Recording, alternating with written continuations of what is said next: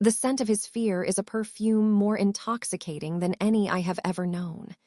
It's sharp, acrid, cutting through the coppery tang of blood that fills the grand hall. My blood, his blood. The pack is a silent, horrified circle around us, but I see only him. Daniel, my alpha, my mate, the father of my child. He is on his knees before me, a deep, guttural whine trapped in his throat.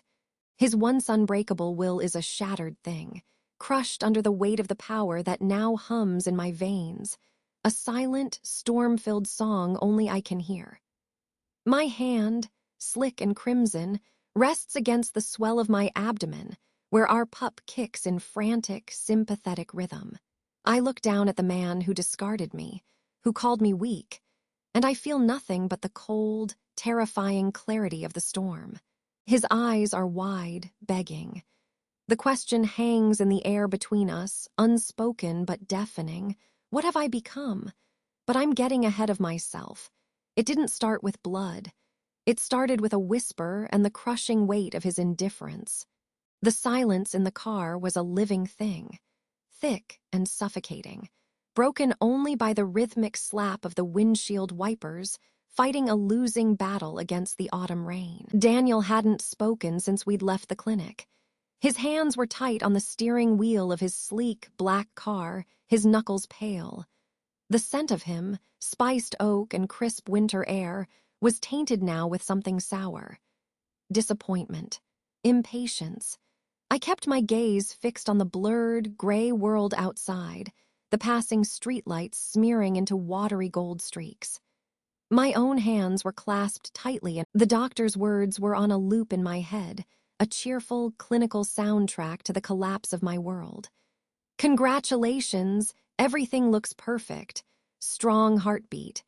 You're quiet, Daniel said finally. His voice was flat, devoid of the warmth I'd clung to for 3 years. I'm processing, I whispered. He didn't answer. He just turned the car onto the long, private road that led to the pack house, the tires crunching on wet gravel. The massive, timber and stone structure loomed ahead, lights glowing in the gloom. The seat of the Luna, my seat for the past year, waited in there. It felt like a mockery now. Daniel, I started, the name feeling fragile on my tongue. We need to talk about this, about what this means. What is there to talk about, Molly? He said, and the way he said my name, like a burden, like a problem to be managed, sent a chill through me that had nothing to do with the damp. The situation is what it is. The situation, our child, our pup, a situation. He pulled into his reserved spot and killed the engine. The sudden absence of sound was worse. The pack meeting starts in 20 minutes. I expect you to be composed.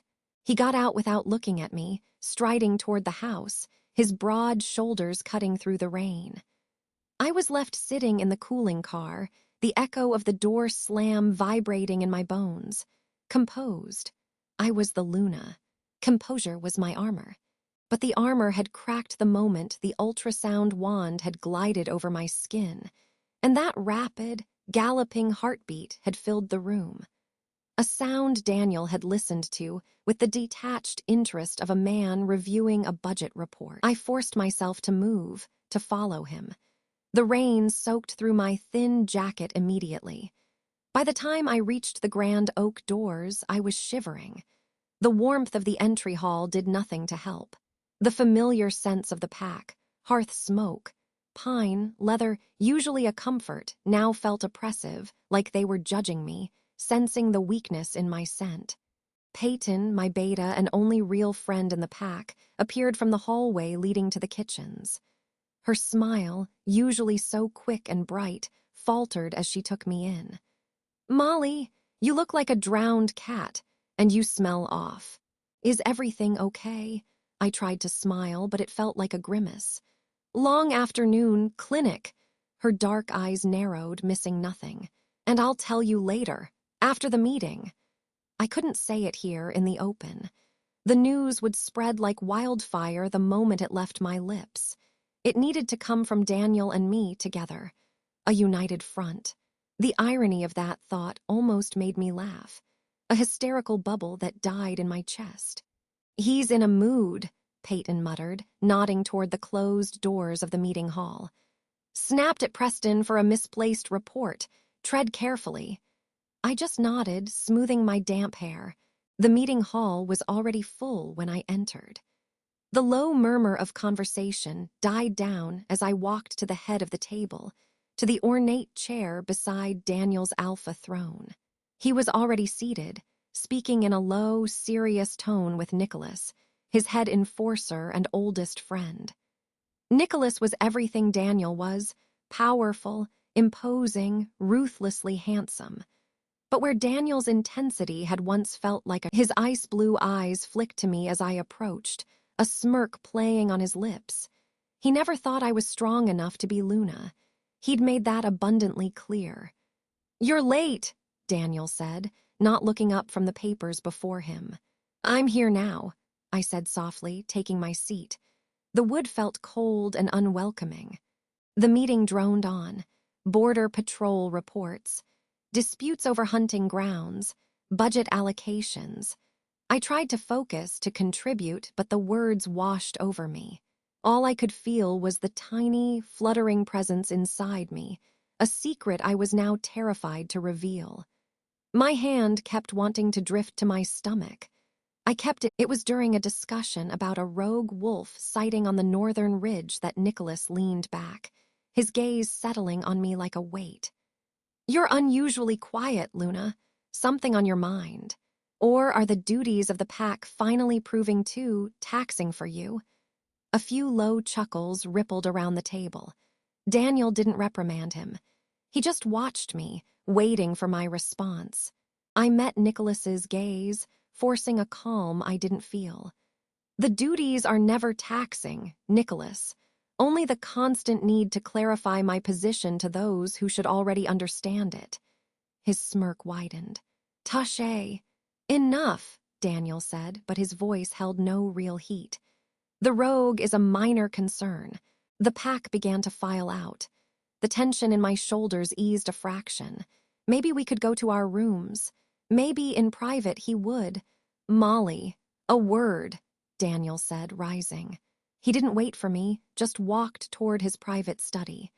Nicholas lingered for a moment, his eyes glinting with malicious curiosity before following the others out.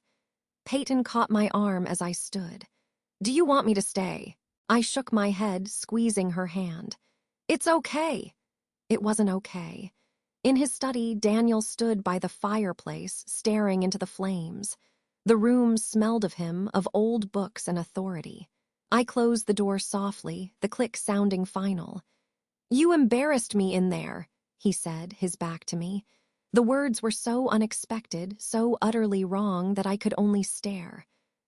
What? Your distraction, your weakness, it's palpable, Molly. The pack can smell it. Nicholas can smell it." He finally turned, and his expression was cold, carved from granite. "An alpha cannot afford a weak Luna, especially not now." The last piece of hope I'd been clinging to shattered. "Daniel, I'm pregnant." There, it was out. The words hung in the air between us. For a long moment, he said nothing. The fire crackled. Then he let out a slow breath. "I know. You know. I suspected. Your scent changed weeks ago." He said it like he was discussing a minor fluctuation in the stock market. "It's a complication. It's our child." The cry was torn from me, all composure gone. He snapped, his alpha power flaring, pressing down on me. I stumbled back a step. "This pack is balanced on a knife's edge. The northern packs are challenging our territory." He ran a hand through his dark hair, a rare sign of agitation. "A pregnancy saps an omega's strength. It makes you vulnerable. It makes me look vulnerable." The cruelty of it stole my breath. "So what are you saying?"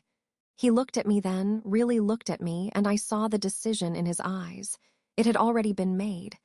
"You will go to the mountain cabin. Tonight. You'll stay there until the situation is resolved." Exile. He was exiling me. "You're sending me away." My voice was a broken whisper. I'm protecting the pack's stability, and you'll be safe there. Peyton can go with you if you wish." He turned back to the fire, dismissing me. "Pack only what you need. Preston will drive you."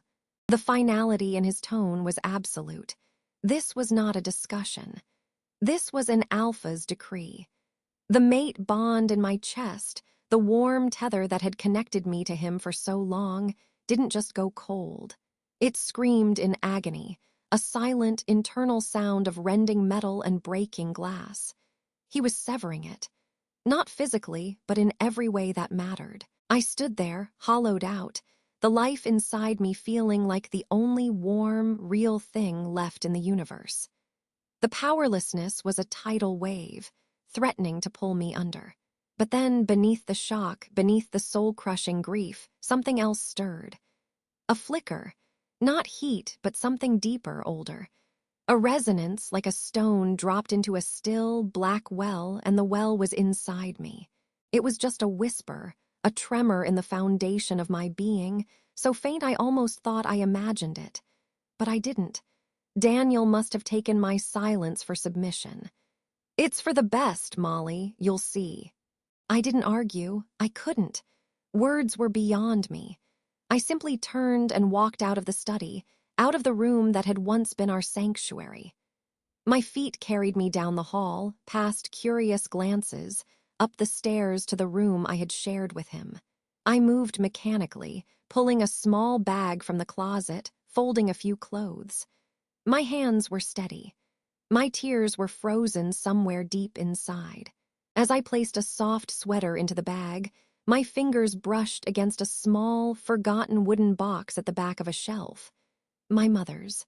A simple, carved thing. I hadn't opened it in years. On a whim, a desperate need for any anchor, I lifted the lid. Inside, on a bed of faded velvet, lay a single, smooth, gray river stone. Nothing more. A memory surfaced, distant and hazy, my mother's voice, soft and sad.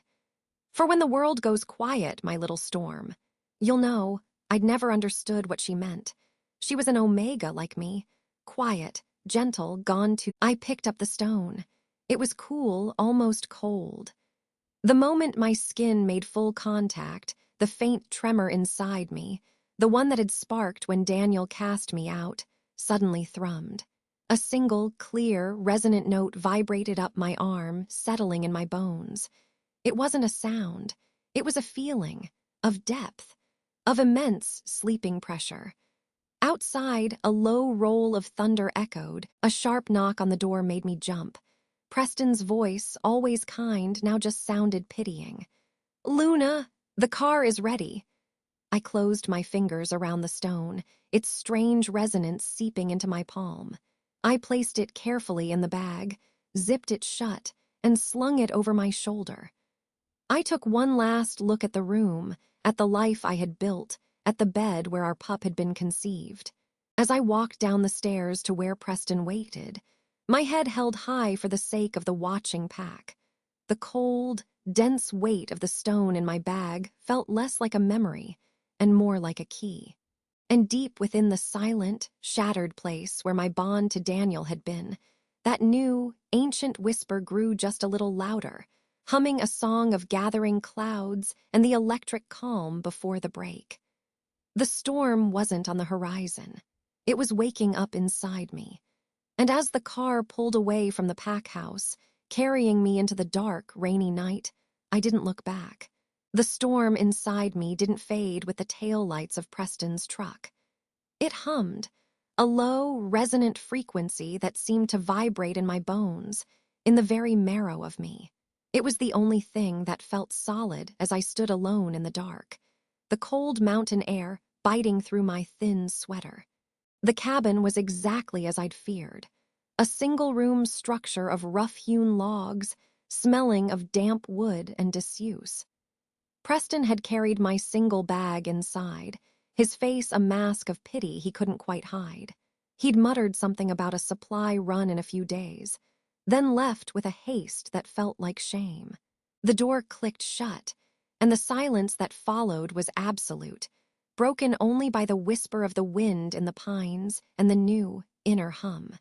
I didn't light the lantern. I let the moonlight, filtering through a grimy window, guide me. My hand went to the pocket of my jeans, my fingers closing around the smooth, cool surface of my mother's stone. The moment I touched it, the hum intensified, not painfully, but insistently, like a heartbeat that was not my own. Or perhaps it was the heartbeat of the life inside me, amplified and echoed by something ancient. I sank onto the narrow cot, the springs groaning in protest. The physical pain of the severed mate bond was a constant, dull ache in my chest, a phantom limb that had been ripped away. But layered over it now was this awareness. I held the stone up in a shaft of moonlight. It was unremarkable, a gray river stone worn smooth by time. She'd said it helped her listen when the world was too loud. For an Omega, that made sense. We were meant to listen, to soothe, to absorb the pack's emotional turbulence. But this wasn't soothing. This was gathering. I could feel it pulling at something deep within my core, drawing it up from a well I never knew existed. It wasn't the fierce, burning dominance of an alpha. It was colder, deeper, more patient, like the roots of a mountain, or the silent pressure at the bottom of a lake. I thought of Daniel, his cold eyes in his study, the finality in his voice. You will go to the mountain cabin. You will stay there until this situation is resolved. The memory should have shattered me. It did, but the pieces were held together now by this strange, silver thread of power. The pain was there, but it was observed, held at a slight distance by the humming presence growing inside me. My other hand drifted to my stomach, still flat, holding the secret that had caused my world to collapse. "I'm sorry," I whispered into the dark, my voice raw. But as I said it, the stone in my palm warmed slightly, and the hum pulsed, as if in disagreement. A strange sense of protection, fierce and primal, washed over me. It wasn't coming from the stone. It was coming from me. For the first time since the clinic, since the pack meeting, a spark that wasn't despair flickered in the void. This child, this liability, was tied to this awakening. I knew it with a certainty that bypassed thought. The days bled into one another, a monochrome tapestry of loneliness and growing strength. Preston came, as promised, every 4 days with groceries and a strained, silent courtesy. He never met my eye. "How is the pack?" I asked him on his 3rd visit, my voice sounding unfamiliar to my own ears. It was steadier. He fumbled with a can of beans. "It's tense, Luna. Don't call me that," I said softly, but without the broken plea it would have been a week before. It was a statement of fact. "Old habit," he mumbled. "The northern packs are pushing at the borders, small skirmishes. Nicholas," he trailed off, clearly regretting saying anything. "Nicholas what?" The question was calm. Preston shifted his weight. "He's vocal. Questions the alpha's focus. Says a strong pack isn't led by someone with distractions." His eyes flicked to my midsection for a fraction of a second, and a hot bolt of that new power spiked in my gut. Preston took a step back, blinking as if he'd felt a static shock. "I should go." After he left, I stood in the center of the cabin, trembling. Not with sadness, but with a cold, clarifying rage. Daniel had exiled me to prevent this very challenge, to present a front of unassailable strength. And it was failing. Because the weakness wasn't my pregnancy. The weakness was his cruelty. The fracture was his doing. Nicholas smelled blood in the water, and it was Daniel's own. That night, I dreamt not of Daniel, but of my mother. She was sitting by a river, her hands in the water, the same stone resting on the bank beside her. In the dream, she looked at me, and her eyes were not the gentle Omega eyes I remembered. They were silver, reflective like the moon on water. "It is not a shield, Molly," she said, her voice the sound of the river. "It is a mirror. It shows you what you are." I woke with a start, the first rays of dawn piercing the window. The stone was clutched in my hand, and it was warm. The humming was now a constant companion, a second pulse beside my heart. I could feel it stretching, testing its boundaries. When a squirrel chattered outside the window too loudly, a wave of quieting energy left me without thought, and the forest fell silent for 100 yards. I stared at my hands. Omegas could soothe, yes, but this was command. A silent, undeniable command. The realization should have been terrifying. Instead, it felt like remembering a forgotten truth. A week later, it wasn't Preston's truck that came bumping up the overgrown track, but a sleek, black SUV. My heart, the old part of it still tied to a ghost of a bond, leapt before my mind could catch up. Daniel. But the figure that emerged was taller, leaner, with a predatory grace that Daniel's authoritative stride lacked. Nicholas. He leaned against the hood of his vehicle, a smirk playing on his lips as I stepped out onto the cabin's porch, crossing my arms over my chest. The hum inside me rose from a background note to a low warning growl. "To what do I owe this displeasure?" I asked. My voice didn't shake. His smirk widened. "Checking on our PAC's investment. The Alpha is preoccupied with border patrols. Seems my concerns about his divided attention are proving valid." He took a few steps closer, his aura of dominance pushing out, trying to make me lower my eyes. The old Molly would have. The new Molly felt his pressure like a mild breeze. It washed against the growing stillness inside. His eyes narrowed slightly, noticing the lack of effect.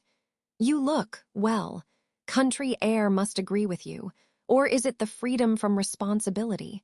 What do you want?" "I want to see," he said, his voice dropping to a conversational tone that was more threatening than a shout. His gaze raked over me, lingering on my stomach. "I don't see it. I just see a weak Omega in a shack. It makes me wonder about our Alpha's judgment. First, he chooses you." Rage, pure and hot, flashed through me. But before it could manifest as a scream or a tear, the deeper power intervened. It cooled the fire, transformed it into something crystalline and sharp. I didn't move, but I pulled on that inner well, on the silent pressure. "You will not speak of my child that way," I said. The words were quiet, but they didn't sound like my voice. They echoed with a resonance that made the air feel thick. Nicholas actually blinked, the smirk faltering. Then he laughed, a harsh, barking sound. "Or what, Omega? You'll soothe me to death." He took another step, now at the foot of the porch steps, well into my personal space, using his height and rank to intimidate. "Let me make something clear. Daniel's reign is fracturing. When it falls, and it will, this little hideaway won't protect you. A new Alpha doesn't keep the old Alpha's mistakes." His eyes glinted with malicious promise. "I'll be doing the pack a favor." He reached out, not to strike me, but to flick a piece of imaginary lint from my shoulder, the ultimate gesture of contempt. He never made contact. The moment his hand entered my space, the storm inside me broke its banks. It wasn't a violent eruption. It was an implosion of will. A silent command of stop that erupted from my core, channeled through the connection to the stone burning in my pocket. The air between us shimmered, visible like heat haze. Nicholas froze. His hand hung in the air, inches from me. His expression of smug cruelty twisted into one of utter shock, then strain. A low groan escaped his lips. I saw the muscles in his neck cord, his teeth clench. He was fighting it, fighting me with all his enforcer strength. And he was losing. "Neil!" The word left my lips, a whisper that carried the weight of the mountain. His eyes widened in disbelief, then in dawning, terrified horror. His legs began to tremble. The pressure I exerted wasn't on his body, but on his wolf, on the very source of his dominance. It was being mirrored back at him, amplified and turned into a crushing weight of submission. He was an alpha-blooded enforcer, and I was an omega. This was impossible. With a strangled gasp, his knees hit the hard, cold earth with a sickening thud. He knelt before me, his body bowed forward, trembling violently, held in place by an invisible force he could not comprehend or break. I looked down at him, no triumph in my heart, only a cold, vast clarity. The hum inside me was a song of terrible, ancient power. This was what I was, not a shield, a mirror, and I showed Nicholas his own true face. Weak, kneeling in the dirt. I let the pressure ease, just enough for him to draw a ragged breath. His head remained bowed, unable to meet my gaze. "Go back to your pack," I said, my voice once again my own, yet forever changed. "Tell them the Alpha's mistake is waiting. Tell Daniel—" I paused. What was there to say to the man who discarded me? The phantom ache in my chest was still there. But it was a small thing now, drowned in the ocean of my awakening. Before I could finish, the sound of another engine, this one familiar, broke the silence. Preston's old truck rounded the bend, coming to a jerky halt behind Nicholas's SUV. Preston's door flew open, his face pale. He took in the scene. The head enforcer on his knees in the dirt before me, his body quaking with residual force. Preston's eyes met mine. In them I saw pity erased, replaced by sheer, uncomprehending awe. Nicholas, seizing the slight release in my hold, scrambled back, crab-like, until he collided with the wheel of his SUV. He stared at me as if I were a ghost, a monster, a goddess, something utterly beyond his world. Without a word, he hauled himself into the driver's seat.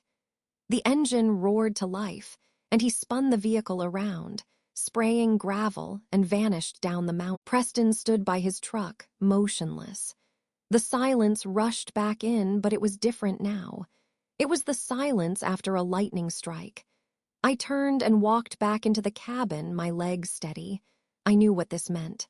The fragile pretense of my exile was over. Nicholas would tell Daniel. The secret was out. The powerless Omega was gone. As I closed the door, I saw Preston still rooted to the spot, staring at the empty space where the most powerful enforcer in Silverwood had been forced to his knees. The storm inside me had found its first target. It was no longer simmering. It was awake, and it was hungry for more. The echo of my command still hummed in the air, a silent vibration that seemed to cling to the pine needles. Nicholas was gone, a blur of terrified motion into the trees. But Preston remained, frozen in the driver's seat of the idling SUV, his face a mask of pure, uncomprehending. I turned my head slowly to look at him. The cold, ancient power that had surged through my veins to crush Nicholas was receding, but it didn't vanish. It settled deep in my marrow, a coiled spring beside the gentle flutter of my pup. My hand, of its own volition, came to rest on the small swell of my stomach. I wasn't just protecting us anymore. I had declared war. Preston killed the engine. The sudden silence was profound. He got out, movement stiff with caution, as if approaching a wild animal he'd mistakenly thought was tame. His eyes, wide and wary, scanned the dirt where Nicholas had been forced to his knees. There were no physical marks, but the imprint of the moment was seared into the clearing. "Luna," he breathed the title, and it didn't sound like pity this time. It sounded like a prayer or a warning. "He was going to kill me," I said, my voice surprisingly steady. The shattered, weeping Omega was buried under layers of frost and fury. "He said he'd wait until Daniel was gone, and then he'd come for me and the pup. He called it cleaning up a mess." Preston flinched. "Nicholas has always been ambitious, but to threaten the Luna," he trailed off, his gaze finally lifting to meet mine. The question hung between us, thick and unspoken. "What did you do to him?" I didn't answer it. Instead, I asked, "What happens now, Preston? You saw. You are the only witness to what just happened besides Nicholas himself. Do you drive away and report to your Alpha that his discarded mate is, what? A witch. A monster?" He shook his head, a quick, sharp motion. "I report to the Alpha, yes, but I am Pack. And what I just saw, he swallowed hard. That wasn't Alpha Command. I felt Daniel's will. This was older. It didn't push. It occupied. It left no room for anything else. He took a tentative step closer. What are you, Molly? The use of my name, stripped of title, was more significant than any honorific. I looked down at my hands, ordinary hands that had just orchestrated an extraordinary act of violence without throwing a single punch. The ghost of my mother's stone seemed to pulse in my pocket.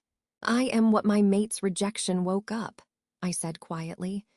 I am what my child is nourishing. I don't know what that is, Preston, but I know Nicholas will not let this stand. He will tell Daniel. He will have to explain his fear.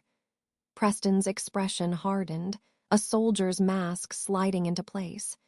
Then you cannot stay here. This cabin is the first place they will come. It's not defensible, it's a cage. Where would you have me go? A bitter laugh escaped me. I have no pack, no territory. My only ally is a beta who is likely being watched, and a pack member who is now questioning his own loyalties. He didn't deny it. He looked at the cabin, then at the dense, rising wilderness behind it. The high ridges. There are old hunter shelters, stone and sod, from before the pack claimed this land. They're not on our maps. My grandfather showed me them when I was a boy. One is still sound. It's harsh, but it's hidden. He was offering me a hiding place. A real one, not Daniel's gilded cage of exile, but a bolt hole. Why? I asked, the words stark. You served Daniel. You drove me here on his orders. Why risk this? His eyes held mine, and for the first time I saw no trace of pity, only a grim, dawning conviction. I serve the pack, its strength, its future. Daniel is my alpha, and I have followed him. But what he did to you, it was a sickness, a weakness, and what Nicholas wants is a poison. What you are... He gestured helplessly at the empty space where Nicholas had knelt. That feels like something else. It feels like a storm. And right now, the pack is headed for a cliff. It was more treason than Peyton had ever spoken aloud. I nodded, decision crystallizing. I'll need my things, the stone. And food. 5 minutes, Preston said, already moving toward the cabin. Grab only what is essential. I have supplies in the vehicle, a first aid kit, emergency rations, a thermal blanket. The flurry of activity was a strange antidote to the paralyzing grief that had dominated my life for weeks. I moved with a purpose I thought I'd lost. I shoved warm clothes into a bag, my fingers closing around the velvet pouch containing my mother's stone. It was warm, almost humming. I slung the bag over my shoulder. The last thing I took was the ultrasound image from the clinic, the grainy little bean that was my child. I tucked it inside my jacket, against my heart. Preston met me outside with a heavy pack. Here, water, food, basics. The shelter is a 3-hour hike straight up, following a dry creek bed. The path is gone, you'll have to make your own. But that's good. He handed me a small, rugged handheld radio. This is on a private frequency, channel 4. I will check in at dawn and dusk. Do not transmit unless it's an emergency. I took the radio, the weight of it another anchor to a new, terrifying reality. Thank you, Preston. Don't thank me yet, he said, his face grim. I have to go back. I have to act as if nothing has changed. When they find you gone, there will be questions. I will say I dropped off supplies and left. It will hold for a while.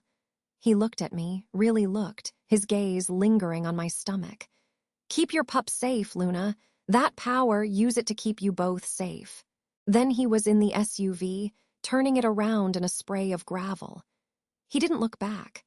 I stood alone in the clearing, the bag and pack heavy on my shoulders, the silence of the deep woods pressing in. The cabin, my prison of heartbreak, now felt like an abandoned shell. I turned my back on it and walked into the trees. The hike was brutal. I was not an enforcer. I was an omega and pregnant. My body protested the steep incline, the uneven ground. But with every burning muscle, every labored breath, the cold power inside me seemed to stir, lending strength to my limbs, clarity to my mind. It was as if it was feeding on my determination, transforming my struggle into fuel. I wasn't fleeing. I was retreating to higher ground. I found the dry creek bed and followed its rocky spine upwards. The world narrowed to the next step, the next handhold. I felt my pup move, a strong, rolling kick, as if in encouragement. "I know, little one," I whispered, sweat stinging my eyes. "We're going somewhere safe." Just as the light began to fade, painting the high canopy in shades of gold and purple, I saw it. A low, mossy hump of earth and stone, nearly invisible against the hillside. The entrance was a dark slit, half covered by a fallen hemlock. Pushing the branches aside, I ducked into the cool, dank darkness. It was one room, smelling of earth and old smoke. A crude stone fireplace took up one wall. There was a rusted cot frame, a broken table. It was a cave, not a home. But it was hidden. It was defensible. A strange sense of peace settled over me. This was a place of my own choosing. I used the last of the daylight to clear the worst of the debris, spread the thermal blanket on the cot frame, and set the stone from my mother on the hearth. It glowed with a soft, moon-pale light, illuminating the small space. I ate some of the rations, drank deeply from my water, and sat listening to the sounds of the mountain night settling in. The radio crackled to life at dusk, making me jump. Preston's voice was a tense whisper. "Situation normal, all quiet, status." I keyed the mic. "Secure, in place." A pause. "Good, be silent, be safe." The first night was long and cold, filled with the sounds of creatures I couldn't see. I slept fitfully, my dreams a chaotic mix of Daniel's cold eyes, Nicholas's snarling face, and a vast, silver light that felt like my mother. I woke with the dawn, stiff and sore, but the deep, coiled power was there, a constant companion. Days fell into a harsh, simple rhythm. I conserved my supplies, set snares for small game with knowledge I didn't know I possessed, found a clean spring. The pup grew, my body changing, and with it, my connection to the strange energy deepened. I practiced in the solitude of the high forest, not to command, but to feel its edges. I could make the birds fall silent. I could still the trembling of a leaf. It was a power of stillness, of imposition, of no. Preston's check-ins were brief, but the news was never good.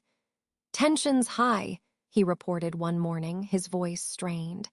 "Nicholas is gathering supporters. He speaks of instability, of weak leadership." He never mentioned me. A week into my exile in the high shelter, the radio crackled at an unscheduled time, mid-afternoon. It was Peyton. Her voice was a desperate, staticky hiss. "Molly, are you there? Please, if you can hear me." I snatched up the radio. "Peyton, what's wrong? You shouldn't be on this frequency." "I stole a scout's radio. I don't have long." "Molly, it's happening. Nicholas is making his move. He's called a formal challenge council for tonight at moonrise. He's challenging Daniel for the alpha title." The world tilted. I'd known it was coming, but the reality was a physical blow. "Daniel will fight. Of course he'll fight." Her whisper was frantic. "But Nicholas has been working the enforcers, the warriors. Half the pack is wavering. They see Daniel's distraction. They blame you, but they blame his handling of you more. They think his judgment is compromised. Nicholas is strong, Molly, and he's ruthless. If he won, his first act as alpha would be to finish what he started. He would hunt me down. The pup would be a symbol of the old, weak regime to be eradicated."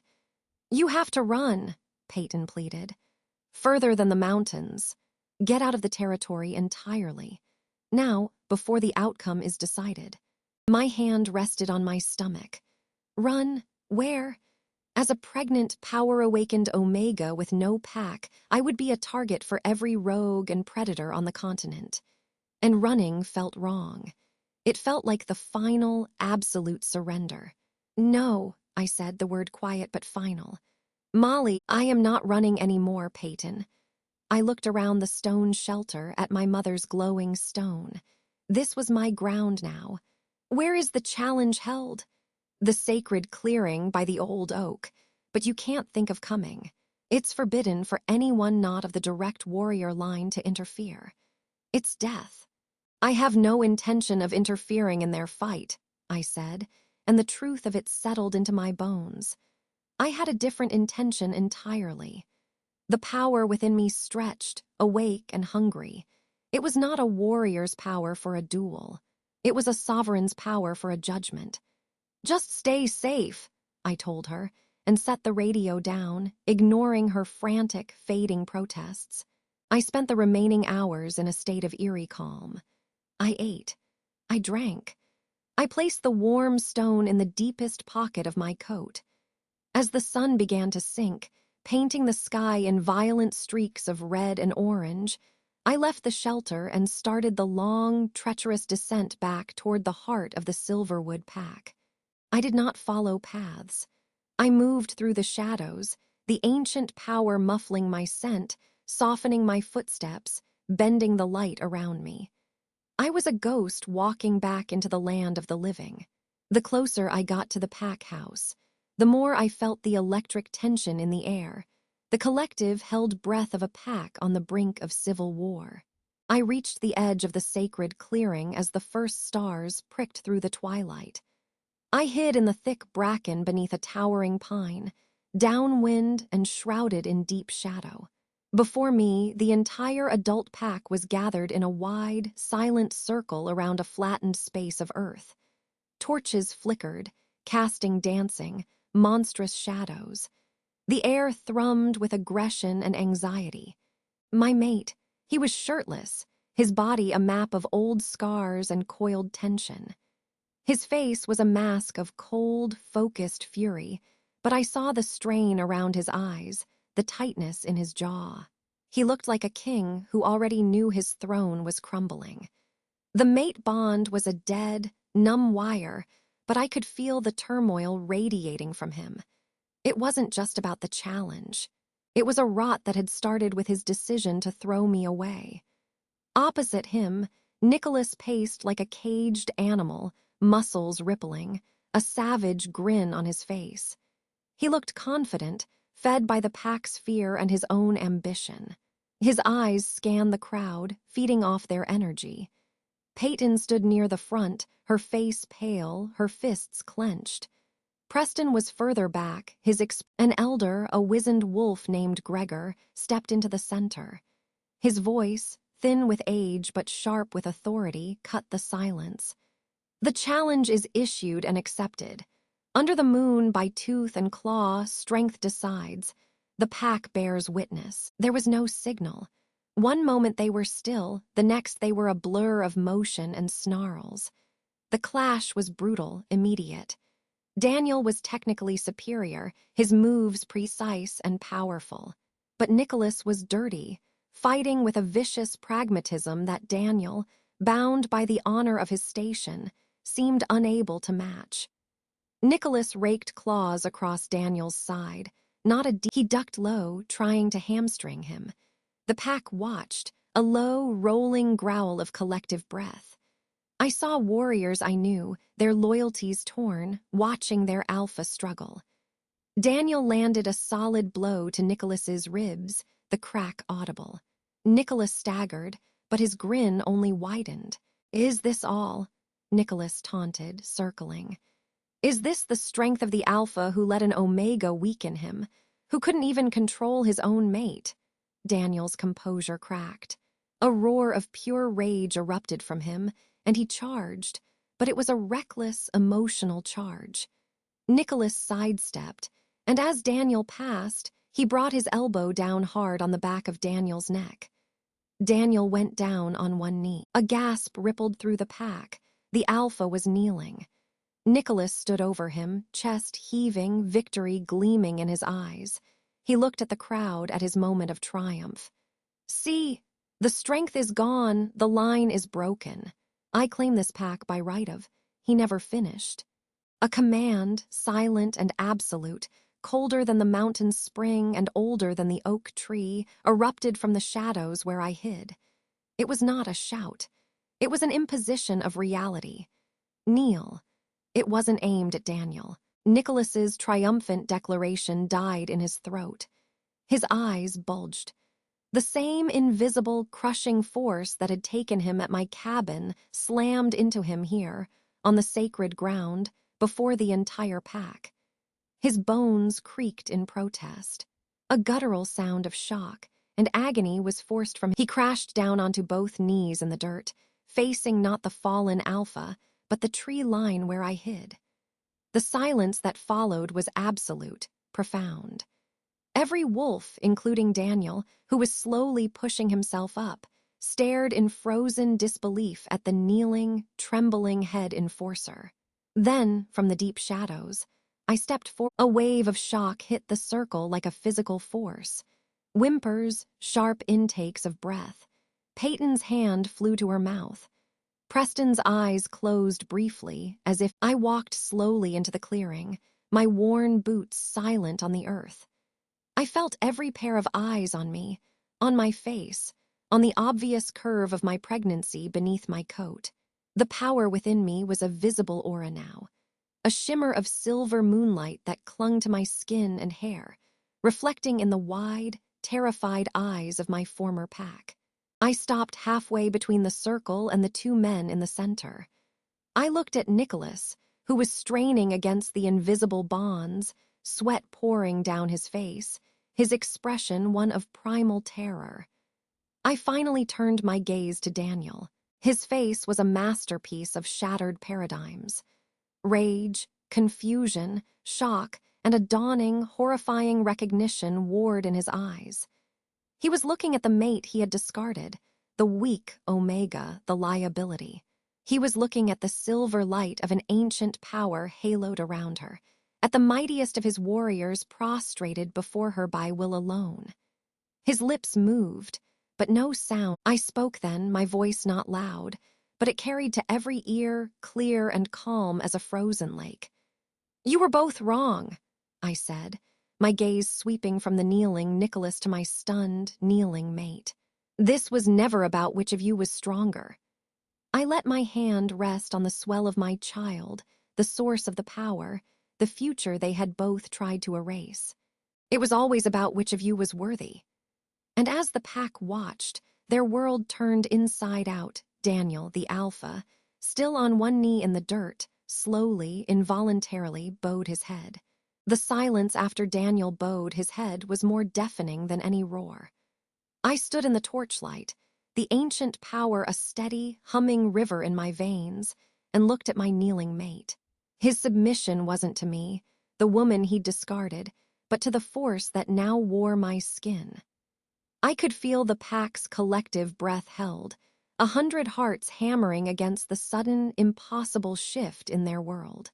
Nicholas was still on his knees in the dirt, his body rigid, trembling with the effort to fight my command. He couldn't.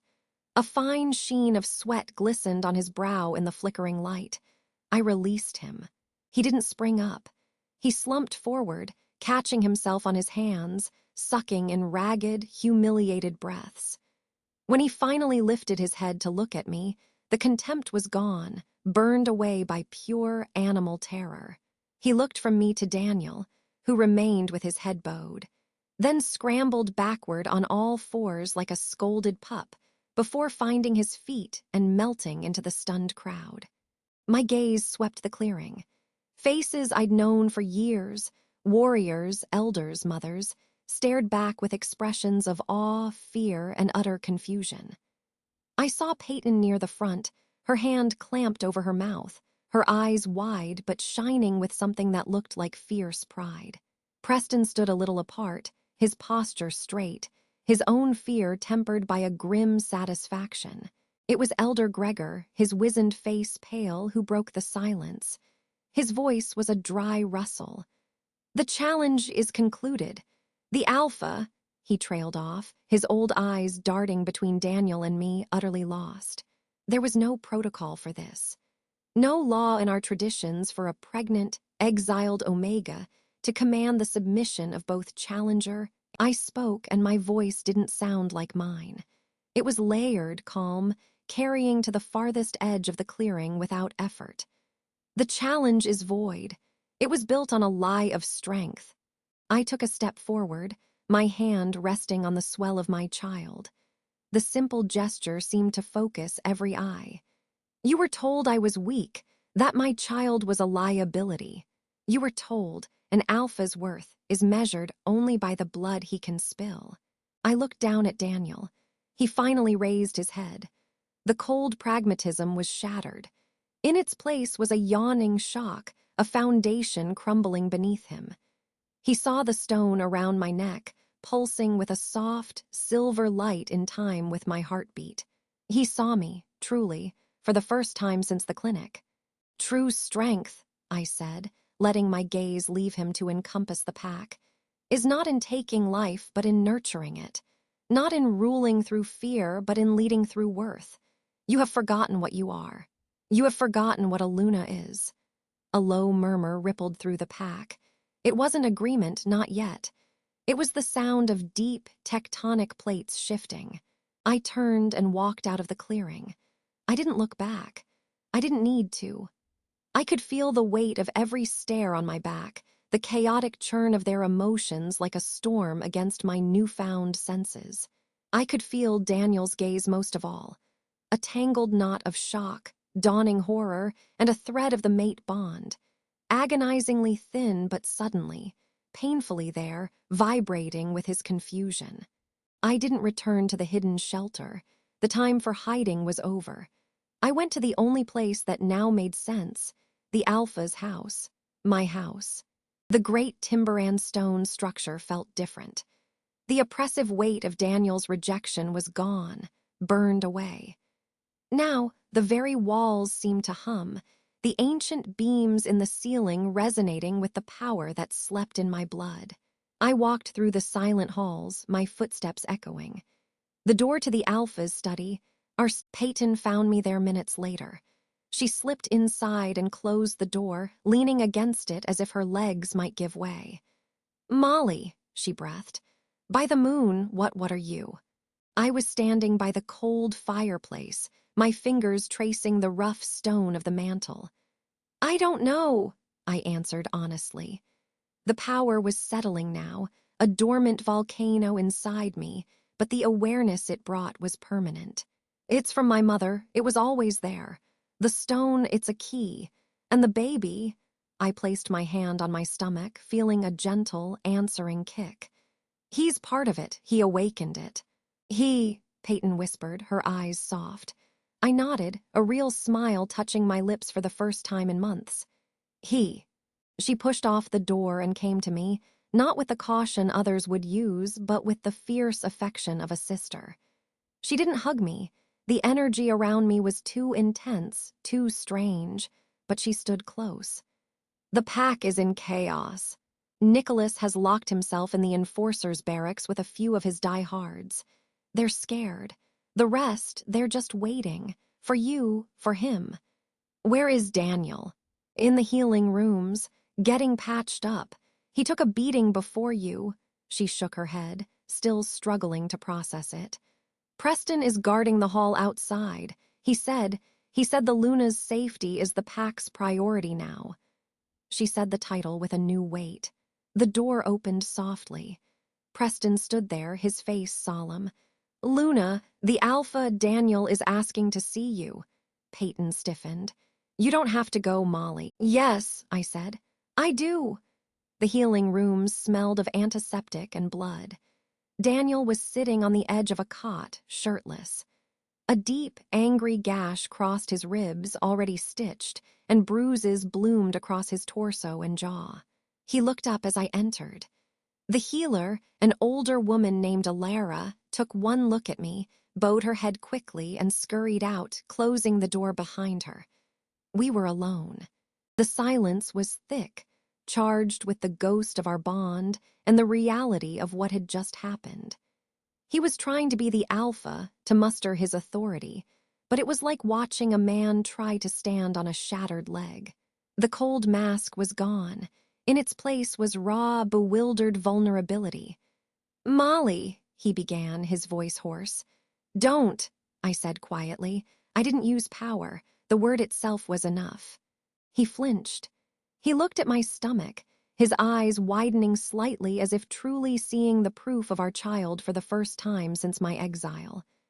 Guilt, sharp and immediate, flashed across his face, followed by a surge of anger at himself, at the situation. "What have you done?" he asked, not accusingly but desperately. "What is this, some witch's trick?" "It's my birthright," I said, moving to stand before him. The stone felt warm against my chest. "Something your pragmatism couldn't quantify, something you discarded along with me." He winced. "I did what I had to do for the pack. The northern packs, Nicholas, they saw you as a weakness. They saw me as weak for having an omega mate. I had to project strength." "You projected cruelty," I corrected, my voice still calm. "You confused the two, and in doing so, you almost destroyed the very pack you sought to save. Nicholas would have bled this pack dry in his quest for power." "And you," he shot back, a spark of his old fire returning. "What do you want with it? You're not an alpha." "No," I agreed. "I am something older, and I don't want your pack, Daniel, but I will protect what is mine. My child, my people, even from you." The word mine hung in the air. He looked stricken. "They are not yours," he said, but it was a weak protest, a last grasp at a title that had already slipped from his fingers. "They bowed to you out of fear and tradition," I said. "Tonight they bowed to something else. You felt it. They will follow the true strength. And right now, that is me." He dropped his head into his hands, his shoulders slumping. It was a posture of utter defeat. "What do you want from me?" The question was muffled, stripped bare. I didn't answer immediately. I let him sit in the ruin of his choices. Finally, I said, "I want you to heal. I want you to think. The man I gave my heart to is still in there, buried under the alpha. I need to know if he's alive, or if I buried him for nothing." I turned to leave. "Molly," his voice stopped me. It was soft, broken. "The bond, I can feel it again. It's agony." I didn't look back. "Yes," I said, "it is. I didn't sleep in our old bedroom. I took a guest room, one that smelled of pine and clean linen. The power within me was quiet, a sleeping giant, but my senses were expanded, stretched taut. I could feel the pack house around me. The restless sleep of the warriors, the anxious whispers of the elders, the fearful pulse of Nicholas and his few loyalists holed up in the barracks. I could feel the life of the forest outside, the turn of the earth. And I could feel Daniel, a knot of pain and confusion 2 halls away, the faint, frayed thread between us pulling taut with every beat of his heart. The next morning, I went to the meeting hall. I didn't call a formal gathering. I simply walked in and took a seat not on the raised alpha's dais, but at the long central table. Slowly, members began to filter in. They came cautiously, drawn by a pull they didn't understand. Peyton came and stood silently behind my chair. Preston took up a position by the door. Elder Gregor came, his expression unreadable. Others followed, hunters, caregivers, younger wolves. They filled the benches, their eyes fixed on me. No one spoke. I waited until the room was full. Then I spoke. "The pack is wounded from the inside. We have been led to believe our survival depends on being the sharpest tooth, the hardest claw. We have forgotten." An older hunter, Garrett, cleared his throat. "Luna, with respect, the northern packs are sharp teeth. They smell weakness. Nicholas was right about. Nicholas is the weakness," I said, and the truth of it rang in the air. "He would have divided us, turned us on each other for his own glory. Unity is not weakness. Compassion is not a flaw. A pack that only knows how to bite does not build a future. It only waits for a stronger jaw to crush it." "What do we do?" a young mother asked, her pup in her arms. "The northern packs will come. They've been testing our borders for months." I felt the answer rise not from strategy, but from that deep, ancient well inside me. We remind them what a true pack is. We show them strength they cannot comprehend. Not the strength of a lone alpha, but the strength of the whole. From the oldest elder to the smallest pup. I looked at the mother. We protect our future. A low, approving murmur traveled through the room. It was tentative, but it was there. Hope. The doors to the hall burst open. Daniel stood there. He was dressed, the bruises on his face stark, but he stood straight. The shock was gone from his eyes, replaced by a grim, resolved clarity. The pack fell silent, tension snapping back into the room. He didn't look at them. His eyes were only on me. He walked forward, every step echoing. He stopped at the opposite end of the long table from me. "The Luna speaks the truth," he said, his voice carrying, strong but different. It held no dominance command. It held something heavier, conviction. "I failed you. I failed her. I saw a threat in our blessing." His gaze flicked to my stomach, and a profound sorrow crossed his face. "I was wrong. The greatest threat was in my own heart." He then did the unthinkable.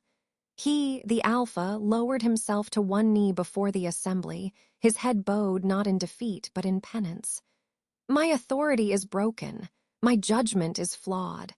The pack's safety, its future, rests with the Luna. I pledge my strength, my life, to her service and to the protection of our heir. By the moon, I swear it." A collective gasp filled the hall. An alpha swearing fealty to his Luna. It was unprecedented. Before I could respond, a cry came from outside, followed by the sharp, urgent howl of a border guard. A moment later, a young enforcer stumbled into the hall, his face ashen, bleeding from a claw slash on his "Alpha Luna," he panted, going to one knee. "Forgive the intrusion, the northern packs, they're not just testing. They've crossed the river. They're attacking the southern ridge. They're saying they've come to claim the territory of the weak Alpha and his witch Omega." The hall erupted into panic. All eyes swung from the bleeding scout, to Daniel on his knee, and finally to me. The cliffhanger of peace was over. The war was at our door. The scout's words hung in the air, a death knell tolling over our fragile peace. Witch Omega. They'd come for me. For the power they couldn't understand, and for the weakness they thought Daniel's kneeling had proven. The silence in the hall was absolute, a vacuum waiting to be filled with panic. I felt every pair of eyes swing from the panting scout to me. The fear was a sour scent in the room. My hand rested on the swell of my child, a grounding weight. The ancient power within me, which had felt like a dormant star since the clearing, gave a single, slow pulse. It wasn't fear. It was a cold, assessing readiness. "Report," I said, and my voice didn't sound like mine. It was calm, carrying to the back of the hall without effort. The scout, a young wolf named Leo, flinched as if struck by a command. 3 packs. The Frostfang, the Stoneclaw, and the Bloodmoon. They've crossed the northern river boundary. They're not skirmishing. It's a column. They'll be at the outer perimeter within the hour. A murmur of terror rippled through the pack. Garrett, the hunter, stood, his face ashen. "We can't hold a coordinated force of that size, not with our numbers split." His gaze flicked nervously toward the barracks, where Nicholas's loyalists were still holed up. Daniel was already moving, pushing off from the wall where he'd been leaning. The bandages on his chest were stark against his skin. "Mobilize every able fighter, enforcers to the front, elders, children, and the wounded to the secure cellar." His voice was the old Alpha's voice, full of tactical instinct, but it cracked with pain on the last word. "No!" The word wasn't loud, but it cut through his orders like a blade. Daniel froze, turning to look at me. The pack held its breath. "If we meet them as we are, divided, with a faction barricaded in our own barracks, we will be slaughtered and they will take our territory," I said, stepping down from the dais. The power inside me hummed, aligning my thoughts with a terrifying clarity. They come because they believe we are weak. They come because they fear what they do not know. We will show them their error. Molly, there's no time for, Daniel began, but I was already walking toward the doors. Peyton, I called. She was at my side in an instant, her beta's focus sharp. Secure the barracks. Do not engage Nicholas's men. Simply ensure they cannot leave. Post guards you trust implicitly. Understood. I looked at Preston. You know the northern approach is better than anyone. Take Leo and 2 others. Harass. Slow them down. Funnel them toward the old quarry pass. Do not stand and fight. Be shadows. Be thorns. A fierce grin touched Preston's lips. He nodded and grabbed the scout's arm, pulling him into a run. I turned to the terrified pack. The rest of you to your tasks. Prepare the defenses here. But know this, the true fight will not be at our doorstep. I walked out of the hall, the crowd parting before me. I could feel Daniel following, a storm of frustration and pain at my heels. He caught up to me in the stone corridor leading to the healing rooms. What is your plan? He demanded, grabbing my arm. His touch was like a brand, but not the mate bond brand. It was just heat and pressure. You can't just send a handful of wolves to delay an army. This isn't a display of will, Molly. This is war. I stopped and looked at his hand on my arm until he released it. I am aware. I met his eyes. You told me an alpha leads. You told me an alpha protects. You failed at both. Now you will follow and you will witness. The raw truth of it made him flinch. Where are you going? To the barracks. They'll tear you apart. Nicholas's rage is nothing to me, I finished and continued walking. The pack house felt different as I moved through it. The stones themselves seemed to resonate with the low thrum of my power. It was no longer Daniel's house. It was mine. The enforcers posted outside the barred barracks doors stiffened as I approached. They were Peyton's, loyal to her, and now, by extension, to the new order I represented. Their eyes were wide with a mixture of fear and awe. Open it, I said. One of them swallowed hard. Luna, they're armed and furious. Open it. The heavy timber bar was lifted. The door swung inward on protesting hinges. The barracks was a long room filled with cots and lockers, now stuffy with the scent of angry, trapped wolves. About 10 of them, all enforcers, were clustered in the center. Nicholas stood at their head, a fresh bandage on his throat where my power had seized him. His eyes burned with pure, undiluted hatred. Come to finish the job, witch, he spat. I stepped inside, letting the door swing shut behind me. The atmosphere was thick with challenge. The northern packs are invading. They will be here in less than an hour. A flicker of surprise, then grim satisfaction crossed Nicholas's face. Daniel's weakness calls the vultures, and you've brought a new kind of rot. The pack is mine to protect, I said, my voice flat. And you are still part of it whether you howl for it or not. You have a choice. You can die here in this room as traitors to your own people.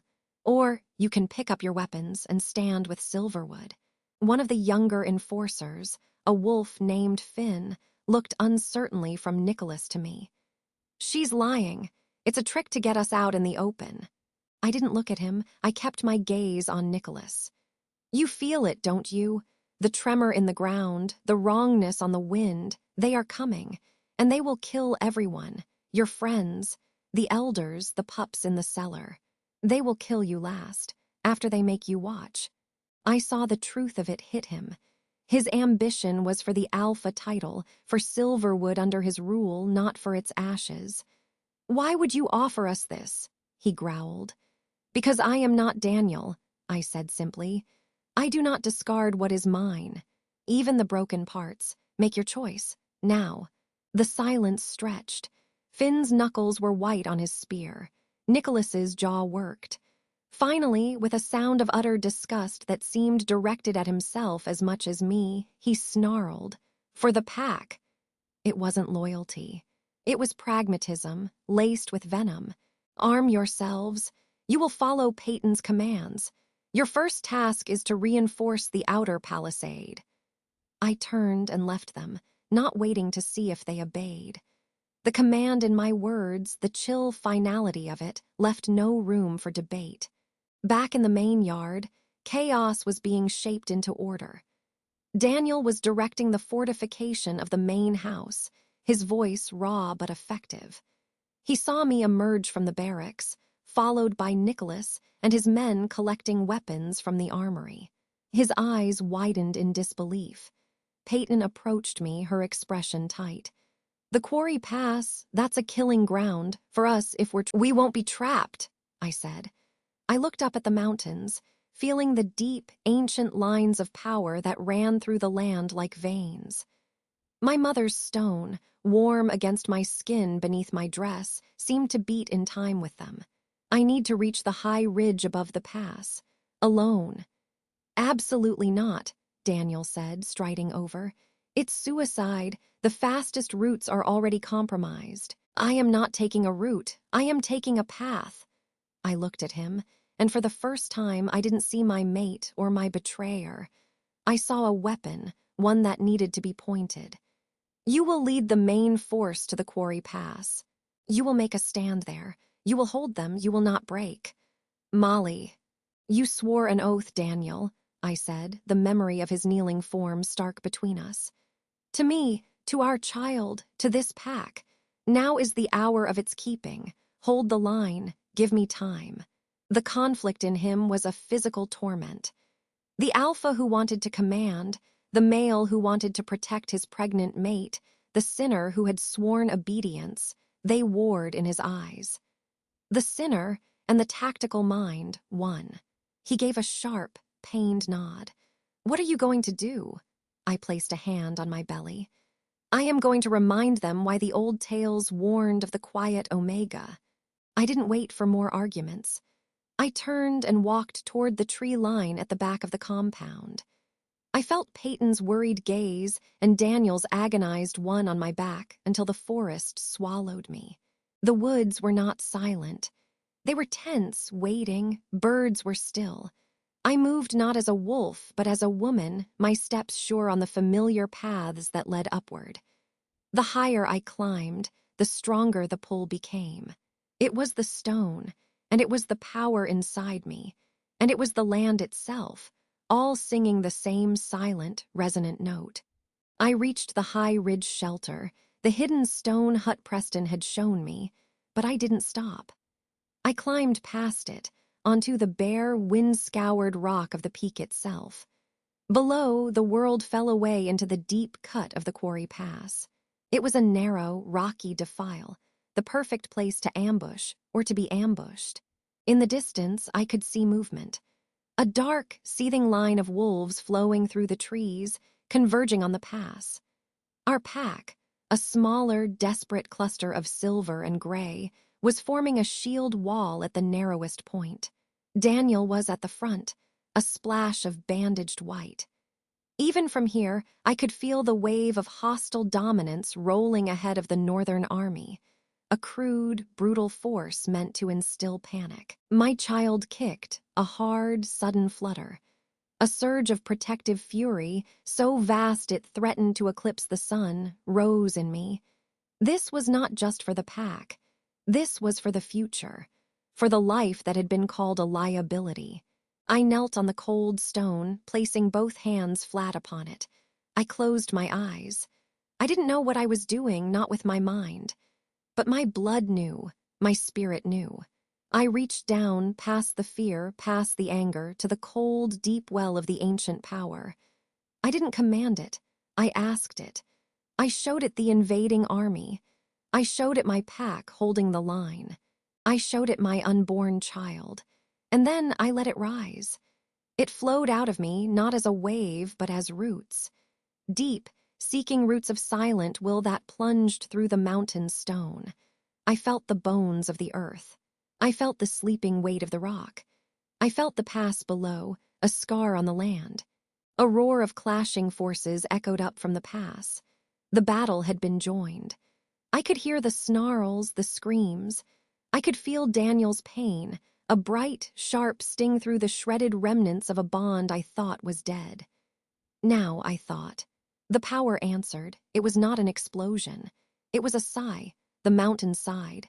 Below me, the walls of the quarry pass trembled. Not a collapse. A closing. Massive slabs of rock, ancient and immovable, groaned and slid inward from both sides, as if the mountain were folding its arms. Dust plumed into the sky, a great brown cloud. The roar of battle was drowned by a deeper, grinding thunder that shook the very air. The seething dark line of the Northern Army was cut in two. The vanguard, trapped in the pass with our pack, was suddenly enclosed in a much smaller, nightmarish arena. The larger force, the rear flank, was shut out completely, their advance halted by a new, impossible wall of stone. Silence. A deafening, shocking silence followed the quake. Then a new sound rose from the enclosed pass. Not a howl of victory, but a unified, terrified scream from the northern wolves. A scream of primal fear. I opened my eyes, swaying with exhaustion. The world swam. Below, in the dust-choked bowl now holding the trapped vanguard, something was happening. The northern wolves were recoiling, not from our fighters, but from the shadows themselves. They were scrambling over each other, howling in mindless terror, attacking. My power had done more than move stone. It had woven something into the very air of that enclosed space, the essence of their own deepest fears, given form and breath. They were fighting phantoms, a nightmare made manifest. I saw Daniel standing amid our pack, staring up at the newly formed walls, then turning his face up toward my ridge. His expression was beyond shock. It was revelation. I tried to stand, but my legs buckled. The cost of the power was a deep, hollowing drain. I felt a warm trickle down my thigh, not blood, water. My waters had broken. Alone on the mountaintop, with a battle frozen in terror below and the rest of an enemy army hammering at a wall of stone, a crushing, solitary pain seized my body. The first true contraction rolled through me, bending me double against the cold rock. The cliffhanger of war was over. A new, more intimate and terrifying one had begun. The first contraction was a hot, tearing fist inside me, so profound it stole the breath from my lungs and the power from my veins. I collapsed onto the cold, unforgiving stone of the peak, the world swimming. Below, the sounds of battle, snarls, screams, the roar of falling rock muffled, as if heard through deep water. My child was coming. Now, here, on a wind-scoured rock, surrounded by... I clutched my belly, gasping. The power I had channeled, that immense, silent will that had moved the mountain itself, was gone. Not dormant, but spent. A hollow, aching void remained. I was just Molly again, an omega in labor, alone on a mountain. But I was not the same Molly who had been driven from the pack house. Another contraction seized me, longer, more insistent. I cried out, the sound whipped away by the gale. I had to get off this exposed peak. The thought was a sliver of clarity in a mind clouded by pain and exhaustion. The hidden shelter. Preston's shelter. It was closer than the pack house, a defensible burrow of stone and sod. Getting there was an impossibility that I had to make possible. I crawled. Hand over hand, knees scraping on granite, I dragged myself away from the edge. Every shift of my body was agony. The storm I had not summoned, the one inside me, was all-consuming. Between contractions, I inched forward, using the memory of the path I'd taken up. The world narrowed to the next handhold, the next breath, the frantic, pulsing need to protect the life struggling to enter this violent world. Time lost meaning. It was measured in pains and the cold sweat that soaked my clothes. The distant sounds of battle shifted. The panicked screams from the quarry were fading, replaced by the clearer, organized sounds of silverwood wolves mopping up a broken enemy. They were winning, because of what I had done. The thought was distant, academic, My only war was here, in the tight, burning cage of my own body. I don't know how long it took to reach the tree line below the peak. It felt like hours. The shelter was still a brutal descent away, hidden in a fold of the mountain. As I lay panting against a pine tree, a new sound cut through the forest, running footsteps, swift and light, not the heavy tread of an enforcer. I tensed, a low growl building in my raw throat, my human nails digging into the dirt. Peyton burst into the small clearing, her face pale with fear that morphed into sheer horror when she saw me. "Moon and stars, Molly." She skidded to her knees beside me, her hands fluttering, unsure where to touch. "We felt the mountain shake, saw the rocks fall, then your scent just changed. It's all pain and birth." Her eyes were wide. "Daniel's gone mad trying to find you. He broke from the line the moment the pass collapsed. Nicholas is leading the cleanup." "Shelter," I gritted out as another wave began to build. "Preston's," she understood immediately. Slipping an arm around me, she helped me heave to my feet.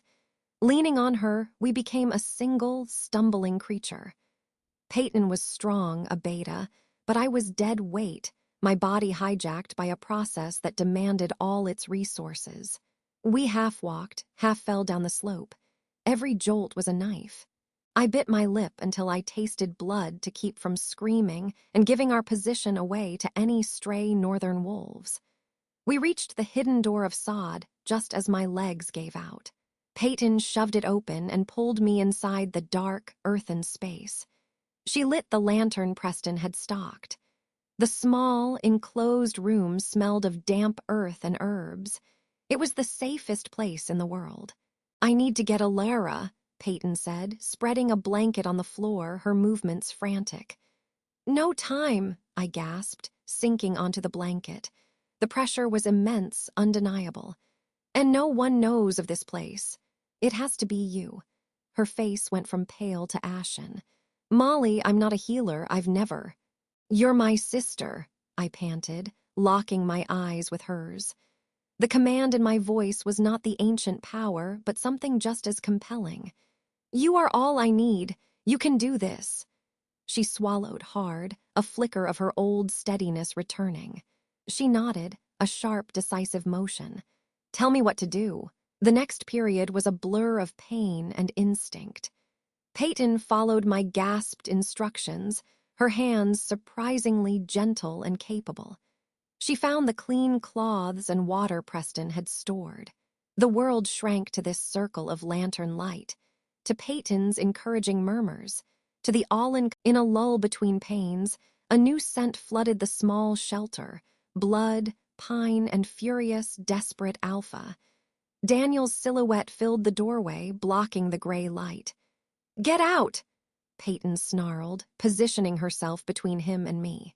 He didn't even look at her.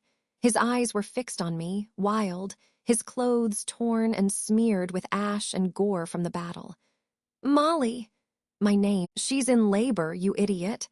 Get out or get useful," Peyton shouted. He staggered inside, falling to his knees at the edge of the blanket. The scent of his fear was overwhelming, drowning out even the metallic scent of blood. He reached for my hand. I was too deep in the storm to refuse it. His fingers closed around mine, his grip crushing. "I felt it," he rasped. "The power, it vanished. And then this agony through the bond. It's not severed. It was never severed. It was just muted by my own stupidity. I feel everything." I couldn't answer. Another contraction took me, a peak that felt endless. I squeezed his hand, my bones grinding together. He didn't flinch. "Push, Molly," Peyton urged, her voice tight with focus. I bore down, a raw animal sound tearing from my throat. Daniel's other hand came to my forehead, his touch shockingly cool. "Look at me," he commanded, his alpha tone surfacing, but it was frayed, stripped of all authority.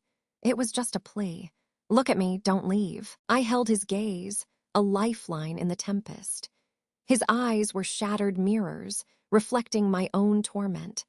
In them, I saw the moment the cliffhanger of my body culminated. With a final, rending push and a cry that came from the very core of the earth, the pain crested and broke. A thin, indignant wail pierced the thick air of the shelter. Peyton let out a sob of laughter and relief. "A girl," she whispered, her voice thick with tears. "You have a beautiful, furious little girl, Molly." She placed the squirming, blood-slicked bundle on my chest. The world stopped. The pain, the fear, the cold, the memory of battle and betrayal, it all receded, washed away by a wave of feeling so vast it was terrifying. She was tiny, perfect, her face scrunched in outrage at the cold new world. A thatch of dark hair, so like Daniel's. My fingers, trembling, traced the... Daniel was weeping. Silent, relentless tears cut tracks through the grime on his face. He stared at our daughter, his expression one of absolute, gut-wrenching awe. He reached out a shaking finger and her tiny hand flailed, wrapping around it with surprising strength. He gasped as if struck. "She's," "She's ours," I finished, my own voice choked. The words were simple, but they landed in the shelter with the weight of a vow. This was the life he had called a liability. This was the future he had tried to exile. For a long time, there was only the sound of her cries softening into hiccups and our ragged breathing. Peyton efficiently saw to the rest, her hands sure, giving us this fragile bubble of peace. The bubble was punctured by the sound of approaching wolves, many of them. Their scents carried on the wind, Preston, Alara, Garrett, and others. The pack had found us. Daniel's head snapped up, the awe on his face hardening into something protective and fierce. He moved to shield us, but I stopped him with a look. The time for hiding was over. Preston appeared at the door, his face etched with concern. "Luna, we tracked your scent and the alphas." His eyes took in the scene, me on the blanket, the newborn in my arms, Daniel on his knees beside us. His breath caught. He bowed his head deeply. "The pack is secure. The northern forces are routed. Those not trapped are fleeing. The victory is yours." His words were for me. "Bring Alara in," I said, my voice weak but clear. "And have the others wait. We will come out." Alara entered, her wise old eyes taking everything in with a healer's calm. She tended to me and the baby with gentle, efficient hands, clucking softly. "Strong pup," she murmured. "Strong Luna." Once she was satisfied, she helped me to sit up, propped against the earth wall. I was wrapped in clean blankets, my daughter swaddled and nestled in the crook of my arm. Daniel remained beside me, a silent, watchful sentinel, but he was no longer the alpha giving orders. He waited for mine. "Help me up," I said to him. "Molly, you need to rest," he protested, his voice rough. "Now," I said softly. He obeyed, his arms careful, infinitely gentle as he lifted me to my feet. My legs trembled, but held. With my daughter in my arms and Daniel at my shoulder, I walked to the entrance of the shelter. The entire surviving pack was gathered on the slope outside. 50 faces, maybe more. They were battered, bloodied, but their eyes were clear. They had seen the mountain move. They had felt the ancient will that had saved them. And now they saw their Luna, holding the next generation, emerging from the earth. A profound silence fell. I looked at them, my pack. I saw Peyton, smiling through her tears. Preston, standing tall with pride. Garrett and the other hunters, their respect evident. The enforcers, even Finn and the others from the barracks, their expressions a mix of fear and newfound allegiance. They had all fought. They had all survived. I opened my mouth to speak, to find the words to bind this moment. Before I could, a new scent hit the wind. Not northern wolves. This was different. Older. Cold, like stone and starlight, and carrying a weight of authority that made the air itself feel heavy. From the tree line at the edge of the clearing, 3 figures emerged. They were not of the Silverwood pack. They wore simple, gray traveling clothes, but they moved with a grace that was otherworldly. Their eyes, even from this distance, seemed to glow with a faint, silver light.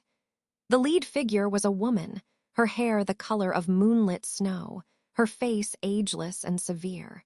Every wolf in the clearing, including Daniel, stiffened. A low, collective growl of warning rippled through the pack. The woman's gaze swept over the battle-weary wolves, over Daniel, and finally settled on me. On the child in my arms. Her eyes, she took one step forward, and her voice, when she spoke, was clear and melodic, yet it carried the chill of deep winter. It cut through the growls and filled the clearing. "We felt the awakening of the Heartstone's power," she said, her eyes locked on mine. "We have come a long way to find its bearer."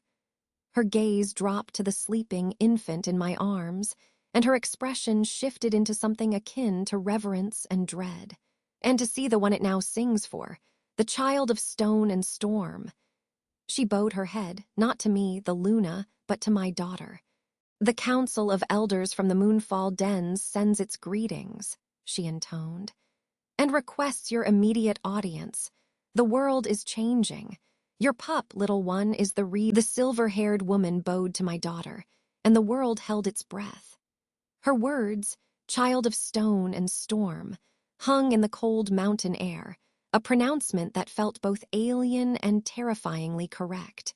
I tightened my arms around the small, sleeping weight against my chest, my power, still humming from the birth and the battle, coiling. "An audience," the woman repeated, her voice a melody of frost and starlight. "Alone, Luna, it is delicate." Daniel shifted beside me, a low growl building in his throat. I felt the tension ripple through the pack behind us. Peyton's worry, Preston's readiness, the collective on now edged with suspicion. These strangers had walked. "She is hours old," I said, my own voice quieter, but to my surprise steadier. The ancient will inside me was a still, deep pool, not a crashing wave. It assessed. "Whatever you have to say can be said here. My pack has earned the truth." The emissary's moonlit eyes flickered to Daniel, to the bloodied and weary wolves at my back, then back to me. A faint, almost imperceptible nod. "As you will, but your mate, and perhaps your beta, for witness. The tale is for the Heartstone's heir, but it concerns your pack's past, and its future." I looked at Peyton, who gave a sharp nod, and then at Daniel. His jaw was clenched, his gaze fixed on the emissary with raw alpha protectiveness.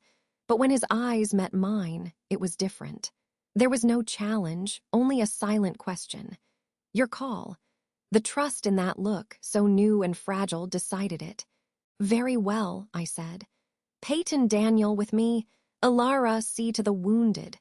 Preston, secure the perimeter. The rest of you tend to each other. We are Silverwood. We stand together." A murmur of assent, strong and unified, rolled through them. It was no longer just a response to power, but to care. I led the way back into the shelter, the stone walls feeling like an extension of my own bones now. The main room was warm from the hearth. I sat on the edge of the cot, unwilling to let my daughter go. Daniel stood at my right shoulder, Peyton at my left, a wall of loyal fury. The silver-haired woman entered, followed by her two silent companions. They did not sit. "I am Lyra of the Moonfall dens," she began. "We are not a pack, but a council of elders, keepers of histories that most wolves have forgotten.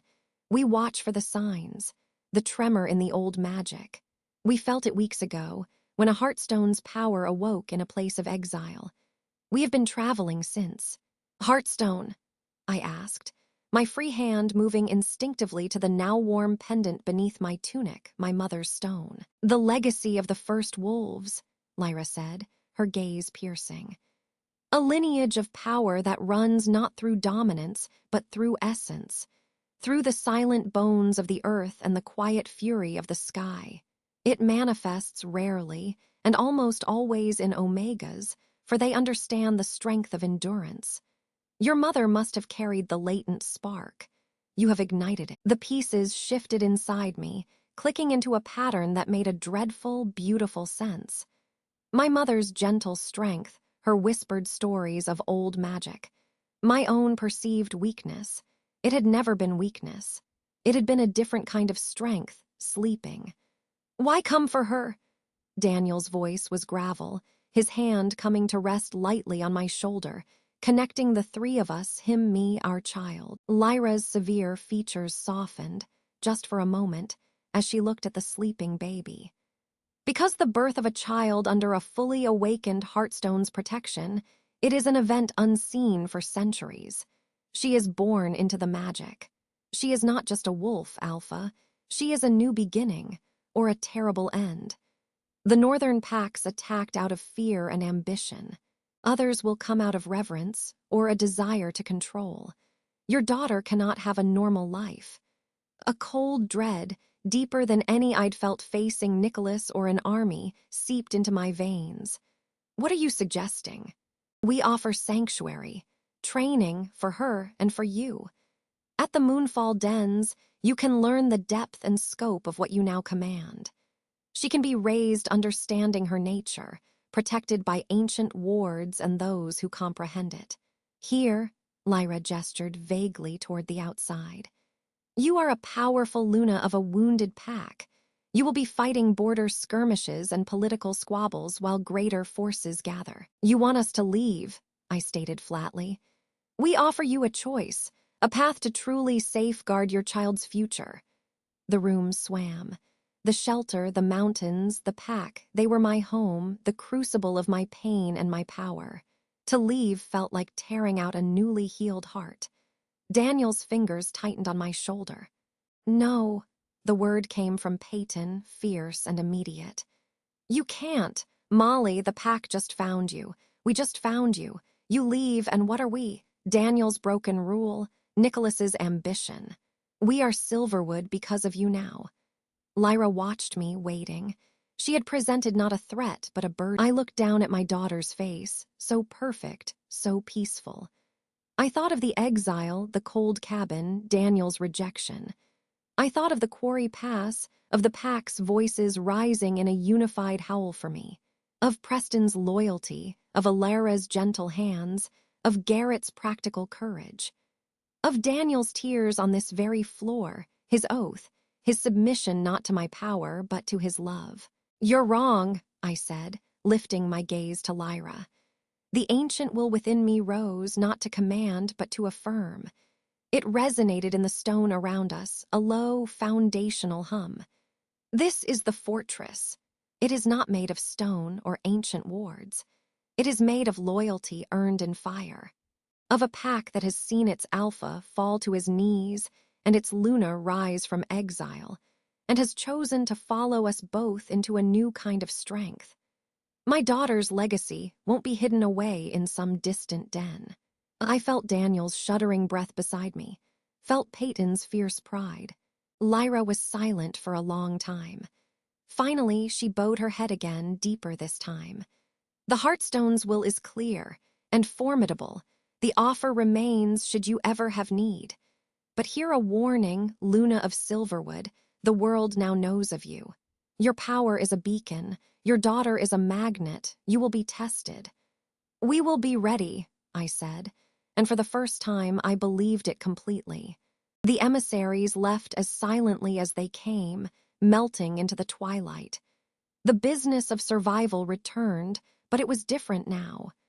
The weeks that followed were a blur of deliberate, exhausting creation.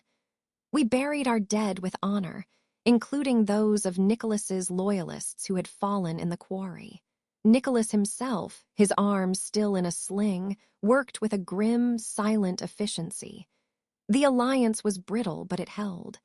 He had chosen the pack, and I held him to that choice. Daniel and I did not return to the old patterns. We built new ones. We shared the Alpha's quarters, but the space was now unequivocally ours.